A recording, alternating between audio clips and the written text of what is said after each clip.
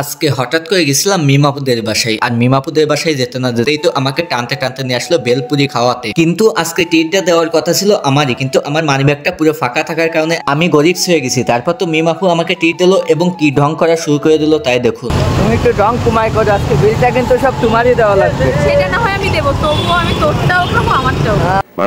মানে একটু পরে বলছি, আগে চলুন ভেলপুরিটা কিভাবে বানাই সেটা দেখি। আসলে আমরা তো ফুচকা অনেকেই খাইছি, কিন্তু কখনো কি ভেলপুরি খাইছেন? আসলে ভেলপুরিও কিন্তু আমার কাছে অনেক ভালোই লাগে। আর আজকে 4টা ভেলপুরি কিন্তু 4 ফ্লেভারের ভেলপুরি খাবো। আসলে কিন্তু এক একটা ভেলপুরি কিন্তু এক একটা ফ্লেভারে থাকবে। আসলে দেখবো কিন্তু কেমন লাগে, কোনটা কেমন স্বাদ। আর আপনারা তো প্রথমেই দেখলেন যে ভেলপুরি কিভাবে বানায়। প্রথমে ভর্তা দিয়ে দিল, তারপর তো সুসা ধনার পাতা, তারপরে মামার অনেক অনেক মশলা সহ ঝাল দিয়ে কিন্তু সুন্দরভাবে তৈরি করে দিল। আর এই মামা নাকি এই মশলা পাশাপাশি নাকি আরো কিছু পার্সোনাল মশলা দিয়েও কিন্তু এই ভেলপুরি তৈরি করে। আর এখানে সব থেকে আমার একটা জিনিসে ভালো লাগছে যে এই ভেলপুরি কিন্তু ছোট একটা কুলার পরে কিন্তু 4টা ফ্লেভারে 4টা ভেলপুরি দেয়। আর এই ফ্লেভারটা কিভাবে তৈরি করছে আপনারা তো দেখতেই পাচ্ছেন। একটাই থাকবে দই ভেলপুরি, একটাই থাকবে টক ভেলপুরি, একটাই থাকবে ঝাল ভেলপুরি এবং একটাই থাকবে ভাজা ভেলপুরি। কারণ এই 4টা ফ্লেভারের 4টা ভেলপুরি এক একটাই কিন্তু এক এক রকম লাগবে। যাই হোক, এটা কিন্তু আমার কাছে অনেক ভালোই লাগছিল। আর এই ভেলপুরি এখান থেকে খেতে হলে কিন্তু আপনাকে অনেক সময় ওয়েট করে তারপরে খেতে হবে। আর আমরাও এসে কিন্তু অনেক সময় ওয়েট করতে করতে কিন্তু ফাইনালি আমাদের কাছে চলেই আসলো। আর আসতে না আসতেই তো মিমাপু তো দেখছেন কিভাবে খাওয়া শুরু করে দিল। কারণ তার কাছে নাকি ফুচকার থেকে এই ভেলপুরি বেশি ভালো লাগে, এই জন্য তো আমাকে দৌড়াতে দৌড়াতে আজকে নিয়েই চলে আসলো। আর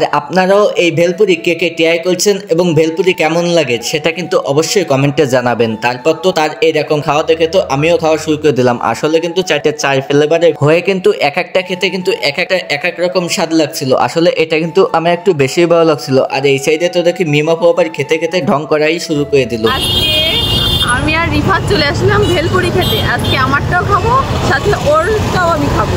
তুমি একটু ঢং কুমাই করো, আজকে বিলটা কিন্তু সব তোমারই দেওয়া লাগবে। সেটা না হয় আমি দেবো, তবুও আমি তোরটাও খাবো আমারটাও।